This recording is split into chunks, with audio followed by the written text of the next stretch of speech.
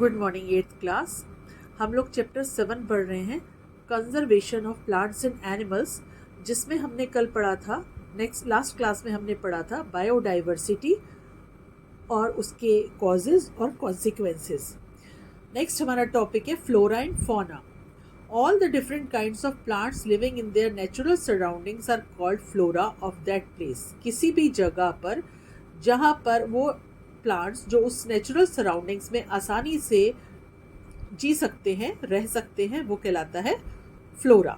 All the different kinds of animal living in their natural surroundings are called fauna of that place. और इसी तरीके से जिस surroundings में जो एनिमल्स रहना इजीली रह सकते हैं वो कहलाता है फौना। तो फ्लोरा जो है वो प्लांट से रिलेटेड है वर्ड, और फौना एनिमल्स से। Together, flora and fauna of a place form the biodiversity of that place. और किसी भी जगह पर जो फ्लोरा और फौना है वो मिलकर बनाते हैं उस जगह की biodiversity. All the components of the environment are interdependent. Any change in one component may affect all their components.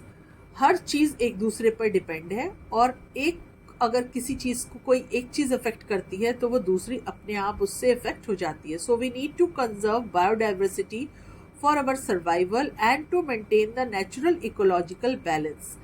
It also ensures the continuous availability of useful plants and animal and their products to our future generation. इसी वजह से हम अपनी natural ecological balance को बनाए रखने के लिए, और ताकि हमारी फ्यूचर जनरेशन जो है उसको प्लांट्स, एनिमल्स और ये प्रोडक्ट बड़े इजीली मिल जाएं, तो हमें अपनी बायोडाइवर्सिटी को कंजर्व करना पड़ेगा, उसको बचाना पड़ेगा। Governmental and non governmental bodies at international, national and local levels are constantly involved in the conservation of biodiversity, framing laws to protect the existing forest and wildlife and popularizing awareness programs for conservation of biodiversity. और इसके लिए government और non government जो societies होती हैं या national और local level पे बहुत से लोग बायोडाइवर्सिटी को बचाने के लिए, उसको कंजर्व करने के लिए कुछ लॉज बनाते हैं, फॉरेस्ट लाइफ के लिए, वाइल्ड लाइफ के लिए, और उसको लोगों को उससे अवेयर करते हैं। The international union of conservation of nature and natural resources IUCN, और अब उसका नाम हो गया है वर्ल्ड कंजर्वेशन यूनियन, मतलब WCU, is an international body to study and assess the global conservation status of plants and species. इन लोगों ने क्या किया है, WCU वालों ने, कि अब सब तरीके से अपने ग्लोबल कंजर्वेशन प्लांट्स और एनिमल्स स्पीशीज का स्टार्ट किया है। IUCN maintain a comprehensive list known as IUCN Red List of Threatened Species, और लोगों ने एक ऐसी लिस्ट बनाई है थ्रेटेड स्पीशीज की जो स्पीशीज अब खत्म होती जा रही है। The main M of the IUCN Red List is to focus the attention of conservation towards species that are under threat of becoming extinct and therefore promote their conservation processes. और उन्होंने इसमें क्या किया है कि जो स्पीशीज अंडर थ्रेट है और या बिल्कुल गायब होती जा रही हैं, एक्सटिंक्ट होती जा रही हैं, उनको प्रमोट करने के लिए उन्होंने कुछ प्रोसेसेस स्टार्ट किए। All the species are classified into 9 groups, और सारी स्पीशीज को उन्होंने 9 ग्रुप्स में बांटा है, और इन ग्रुप्स में डिस्ट्रीब्यूट किया है उन्होंने उसके एरिया और वहाँ के डिक्लाइन नंबर, कि वहाँ कितने वो कम होते जा रहे हैं और कितने टाइम से कम होते जा रहे हैं, और उसका ज्योग्राफिकल डिस्ट्रीब्यूशन के बेस पर। तो वो 9 जो उन्होंने उसको ग्रुप्स में बनाया है वो है एक्सटिंक्ट, सेकेंड है extinct in the wild, critically endangered, vulnerable, near threatened, least concern, data deficient, non evaluated. और अब हम इसे बारी बारी से यहाँ पढ़ेंगे। सबसे पहला है extinct species. The species of plants and animals that are not found not but once lived on the earth are called extinct species. जो स्पीशीज प्लांट और एनिमल्स की अब नहीं हैं इस अर्थ पर, लेकिन बहुत साल पहले वो यहाँ पर थी और अब गायब हो चुकी है, ख़त्म हो चुकी है, तो वो है एक्सटिंक्ट। जैसे कि डायनासोर्स, अर्थ पर था. Scientists believe that our earth cooled suddenly and the dinosaurs could not adjust to sudden changes in the climate, so all of them died and now have become extinct. Scientists मानते हैं कि हमारी अर्थ एकदम से cool हो गई जिससे कि डायनासोर वहाँ अपने आप को एडजस्ट नहीं कर पाए और सारे के सारे डेड हो गए. There are several other theories regarding the extinction of dinosaurs. The dodo bird became extinct mainly due to its hunting for food. इसी तरीके से डोडो बर्ड जो है वो कैसे गायब हो गई, क्योंकि उसका लोगों ने खाने के लिए शिकार करना शुरू कर दिया. Nilgiri holly and cry pansy are plants from India and have become extinct recently. Nilgiri holly और क्राई पेंसी दोनों ही इंडियन प्लांट्स हैं जो कि अब बिल्कुल ख़त्म हो चुके हैं. इसी तरीके से extinct in wild, when a species no longer extinct in its natural habitat and is known only to survive in captivity like zoo, it is said to be extinct in the wild.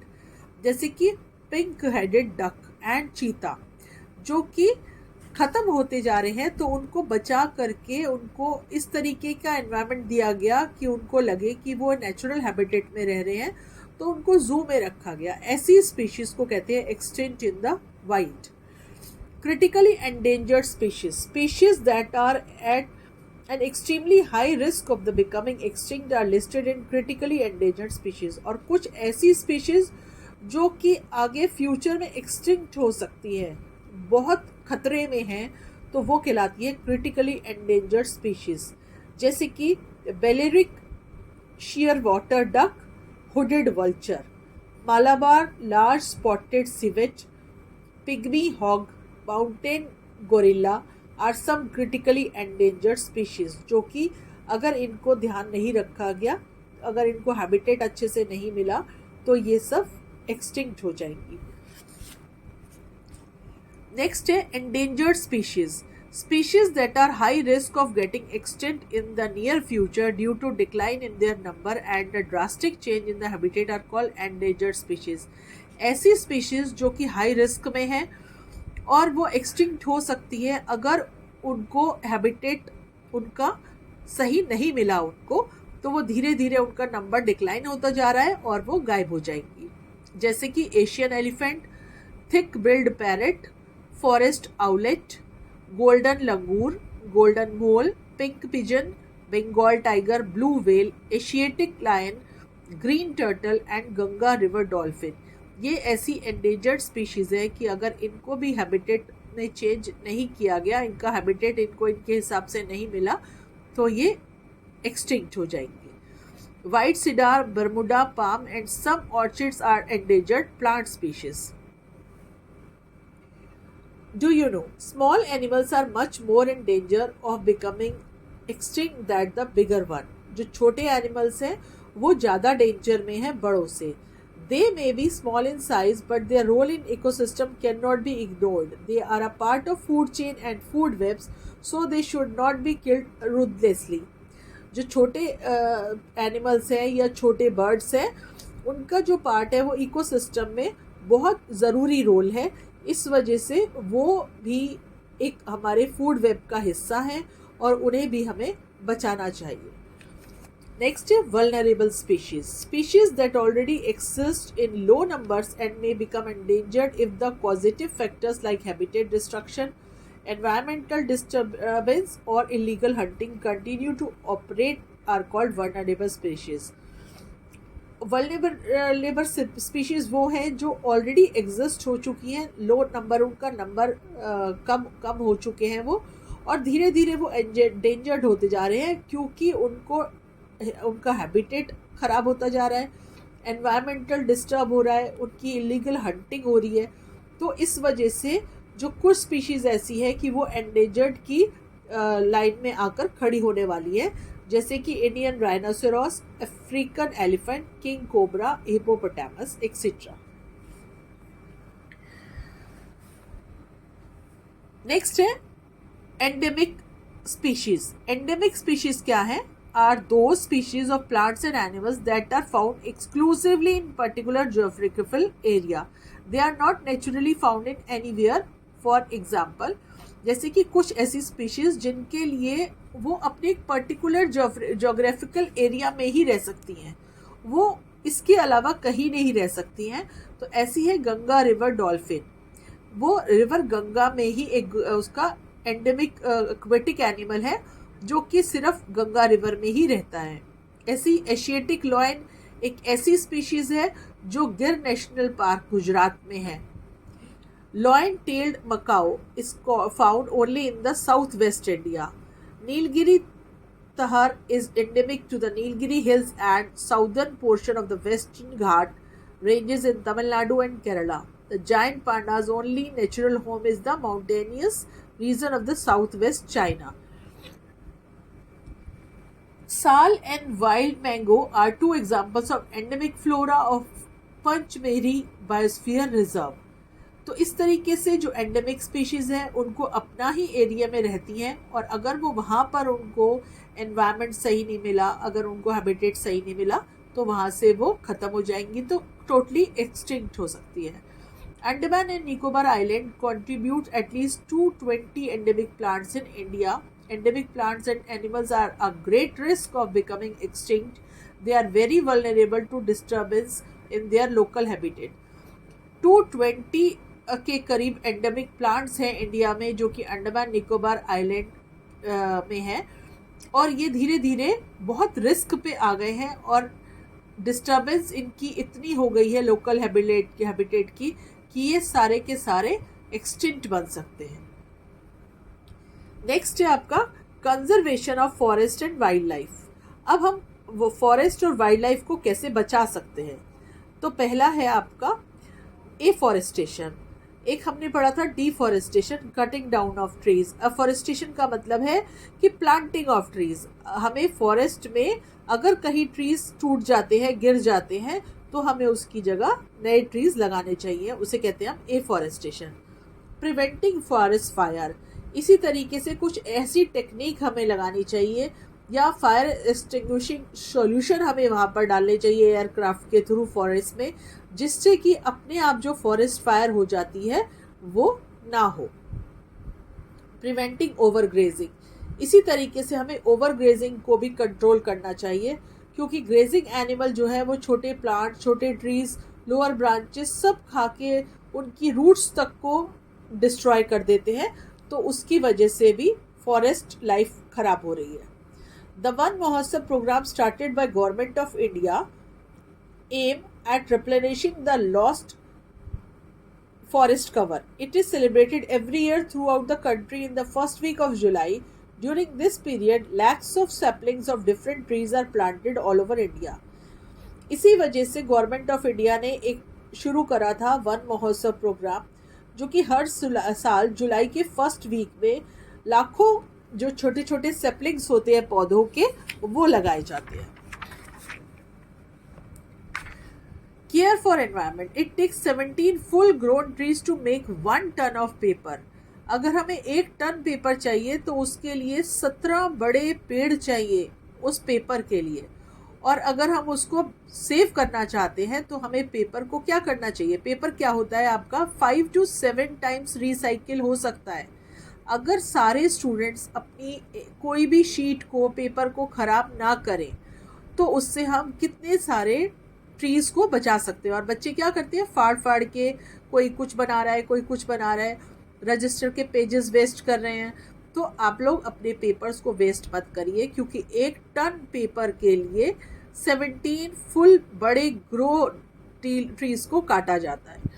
और इसी तरीके से जब आपकी पुरानी copies हो जाती हैं, पुरानी बुक्स हो जाती हैं या न्यूज़पेपर हो जाती है, तो उसको रद्दी वाले को देकर रिसाइकलिंग के लिए भेजना चाहिए, ताकि वो पेपर फिर से तैयार हो सके। White goat paper recycling machine, it converts waste paper into toilet paper. एक नई रिसाइकलिंग मशीन आई है, एक साइंस का अपडेट है इसमें कि white goat paper recycling machine है, जिसमें कि वेस्ट पेपर को टॉयलेट पेपर की तरह से वो बना देते हैं। Waste paper is fed into the machine hopper. The machine process waste paper into pulp using hot water. The machine then removes the foreign particles, dries and compresses the pulp into sheets and roll it into toilet paper. This green invention could save about 60 cedar trees in a year. अगर इसी तरीके से हम लोग भी अगर paper को बचाएंगे, उसको सेव करेंगे, तो हम भी बहुत सारे ट्रीज को कटने से बचा सकते हैं. नेक्स्ट है आपका wild life conservation. Wild life conservation is a closely related to forest conservation. इसको हम किस तरीके से बचा सकते हैं? Hunting regulations. गवर्नमेंट लॉ है कि किसी भी एनिमल्स को हंट करना, मतलब कि उनका शिकार करना बैन है, तो उसको हमें सभी को उस पर स्ट्रिक्टली इम्प्लीमेंट करना चाहिए. रिफॉरेस्टेशन. रिफॉरेस्टेशन क्या है कि अगर कहीं ट्रीज डिस्ट्रॉय हो गए हैं तो हमें उसकी जगह नए ट्रीज लगाने चाहिए. नए तो लगाने ही चाहिए, लेकिन जहाँ डिस्ट्रॉय हो गए हैं उसकी जगह भी हमें नए ट्रीज, नए प्लांट्स लगाने चाहिए. तो एक फॉरेस्ट एक्ट है, उसका काम है प्रिजर्वेशन और conservation of natural forest and meeting the basic needs of people living in the near forest in India. तो जो फॉरेस्ट के आसपास रहते हैं उनको उनकी नीड्स को पूरा करने के लिए फॉरेस्ट एक्ट एक बना हुआ है. Habitat protection. Natural habitat of wild animals should be preserved by establishing conservation areas, protected areas such as biosphere reserve, wildlife sanctuaries and national park. इसी तरीके से उनकी हैबिटेट प्रोटेक्शन के लिए क्या कर सकते हैं, जैसे कि उनके लिए बनाए गए हैं biosphere reserves, wild life sanctuaries और नेचुरल पार्क, जिसमें कि एनिमल्स, वाइल्ड एनिमल्स को ऐसा लगता है कि वो अपनी नेचुरल सराउंडिंग्स में रह रहे हैं और वो बिल्कुल प्रोटेक्ट है. या 2 MCQ हैं. An international body of study and assess the global conservation status of plants and animal species is WCU. Dodo bird is an example of extinct species. Next आपका जो है प्रोटेक्टेड एरिया, इसको हम next class में पढ़ेंगे. आज के लिए इतना ही.